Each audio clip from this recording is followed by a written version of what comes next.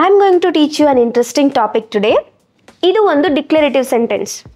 ಇದನ್ನ ಯಾಕೆ declarative sentence ಅಂತಾರೆ, ಹಾಗೆ ಇಂಗ್ಲಿಷಲ್ಲಿ ಎಷ್ಟು ಟೈಪ್ ಸೆಂಟೆನ್ಸಸ್ ಇದೆ ಅನ್ನೋದನ್ನ ನಾನು ಇವತ್ತು ನಿಮಗೆ ಹೇಳ್ಕೊಡ್ತೀನಿ. ನಾನು ಆಗಲೇ ಹೇಳಿದಾಗೆ ಡಿಕ್ಲರೇಟಿವ್ ಸೆಂಟೆನ್ಸ್ ಅಂತ ಹೇಳಿದೆ. ಅದನ್ನು ಯಾಕೆ ಡಿಕ್ಲರೇಟಿವ್ ಸೆಂಟೆನ್ಸ್ ಅಂತಾರೆ ಅಂದರೆ, ಅಲ್ಲಿ ನಾನು ನಿಮಗೊಂದು ಇನ್ಫಾರ್ಮೇಷನ್ ಹೇಳಿದೆ. ನಾನು ನಿಮಗೆ ಟೈಪ್ಸ್ ಆಫ್ ಸೆಂಟೆನ್ಸ್ ಬಗ್ಗೆ ಹೇಳ್ತೀನಿ ಅಂತ ಹೇಳಿದೆ. ಅದಕ್ಕೆ ಅದನ್ನು ಅಸರ್ಟಿವ್ ಸೆಂಟೆನ್ಸ್ ಅಥವಾ ಡಿಕ್ಲರೇಟಿವ್ ಸೆಂಟೆನ್ಸ್ ಅಂತ ಹೇಳ್ತಾರೆ. ಐ ಲೈಕ್ ಹಾರರ್ ನಾವೆಲ್ಸ್ ಅಂತ ಹೇಳ್ತೀನಿ. ಇಲ್ಲಿ ನಾನು ನನಗೆ ಹಾರರ್ ನಾವೆಲ್ಸ್ ಇಷ್ಟ ಓದೋದಕ್ಕೆ ಅಂತ ಹೇಳ್ತೀನಿ. ಇದು ಒಂದು ಇನ್ಫಾರ್ಮೇಷನ್, ಒಂದು ವಿಷಯ ಆಗಿರುತ್ತೆ. ಹಾಗಾಗಿ ಇದು ಕೂಡ ಒಂದು ಅಸರ್ಟಿವ್ ಅಥವಾ ಡಿಕ್ಲರೇಟಿವ್ ಸೆಂಟೆನ್ಸ್ ಆಗಿರುತ್ತೆ. ಹಾಗೇನೆ ಅಸರ್ಟಿವ್ ಸೆಂಟೆನ್ಸ್ ಅಥವಾ ಡಿಕ್ಲರೇಟಿವ್ ಸೆಂಟೆನ್ಸ್ ಅನ್ನೋದು ಫುಲ್ ಸ್ಟಾಪ್ ಜೊತೆ ಎಂಡ್ ಆಗುತ್ತೆ. Next one interrogative sentence. Interrogative sentence ಅನ್ನೋದು ಕ್ವೆಶ್ಚನ್ ಮಾರ್ಕ್ ಜೊತೆ ಎಂಡ್ ಆಗುತ್ತೆ. ಕ್ವೆಶ್ಚನ್ ಮಾರ್ಕ್ ಜೊತೆ ಎಂಡ್ ಆಗ್ತಿದೆ ಅಂದರೆ ಅಲ್ಲಿ ನಾವು ಕ್ವೆಶ್ಚನ್ಸನ್ನು ಕೇಳ್ತೀವಿ, ಪ್ರಶ್ನೆಗಳನ್ನು ಕೇಳ್ತೀವಿ ಅಂತ ಅರ್ಥ.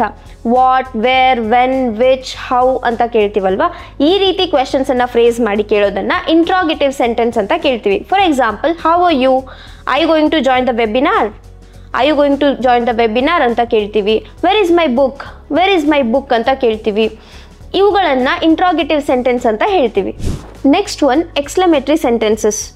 ಎಕ್ಸ್ಕ್ಲಮೇಟರಿ ಸೆಂಟೆನ್ಸಸ್ ಅನ್ನೋದು ಎಕ್ಸ್ಕ್ಲಮೇಷನ್ ಮಾರ್ಕ್ ಜೊತೆ ಎಂಡ್ ಆಗುತ್ತೆ. ಇಲ್ಲಿ ಎಂಡಿಗೆ ಎಕ್ಸ್ಕ್ಲಮೇಷನ್ ಮಾರ್ಕ್ ಇರುತ್ತೆ. ಈ ಸೆಂಟೆನ್ಸಸ್ಸನ್ನು ನಾವು ಯಾವುದಾದ್ರೂ ಒಂದು ಸ್ಟ್ರಾಂಗ್ ಎಮೋಷನ್ಸನ್ನು ಎಕ್ಸ್ಪ್ರೆಸ್ ಮಾಡೋದಕ್ಕೆ ಬಳಸ್ತೀವಿ. For example, oh my God ಅಂತ ಹೇಳ್ತೀವಿ. ಓ ಮೈ ಗಾಡ್ ಅಂತ ಹೇಳುವಾಗ ಅಲ್ಲಿ ನಾನು ಸ್ಟ್ರಾಂಗ್ ಆಗಿ ಒಂದು ಫೀಲಿಂಗನ್ನು, ಒಂದು ಎಮೋಷನನ್ನು ಎಕ್ಸ್ಪ್ರೆಸ್ ಮಾಡ್ತಾ ಇದ್ದೀನಿ.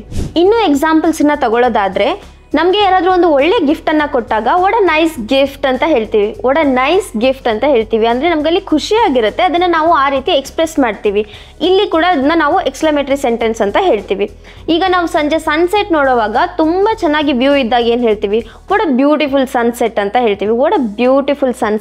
ಅಂದರೆ ಇಲ್ಲಿ ನಮಗೆ ಅದನ್ನು ನೋಡಿ ಖುಷಿಯಾಗಿ, ಸರ್ಪ್ರೈಸ್ ಆಗಿ ನಾವು ಹೇಳುವಂಥ ಸೆಂಟೆನ್ಸ್ ಆಗಿರುತ್ತೆ. ಹಾಗಾಗಿ ಇದು ಕೂಡ ಒಂದು ಎಕ್ಸ್ಕ್ಲಮೇಟರಿ ಸೆಂಟೆನ್ಸ್ ಆಗಿರುತ್ತೆ. The next and last one is imperative sentences. Hey Vachana, please put the key in the cupboard.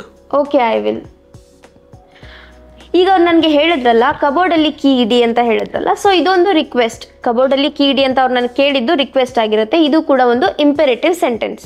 ಇದೇ ರೀತಿ ರಿಕ್ವೆಸ್ಟ್ ಆಗಿರ್ಬೋದು, ಕಮಾಂಡ್ ಆಗಿರ್ಬೋದು, ಆರ್ಡರ್ ಆಗಿರ್ಬೋದು, ಈ ರೀತಿ ಹೇಳೋದನ್ನು ನಾವು ಇಂಪೆರೇಟಿವ್ ಸೆಂಟೆನ್ಸಲ್ಲಿ ಹೇಳ್ತೀವಿ. ನಾವು ಇನ್ನೂ ಕೆಲವು ಎಕ್ಸಾಂಪಲ್ಸ್ನ ನೋಡೋದಾದರೆ, ವೇಟ್ ಫಾರ್ ಮೀ ಅಂತ ಹೇಳ್ತೀವಿ.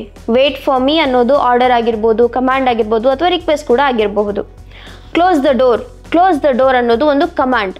ನಾವಿಲ್ಲಿ ಕಮಾಂಡ್ ಮಾಡ್ತಾ ಇದ್ದೀವಿ, ಬಾಗಿಲನ್ನು ಮುಚ್ಚಿ ಅಂತ.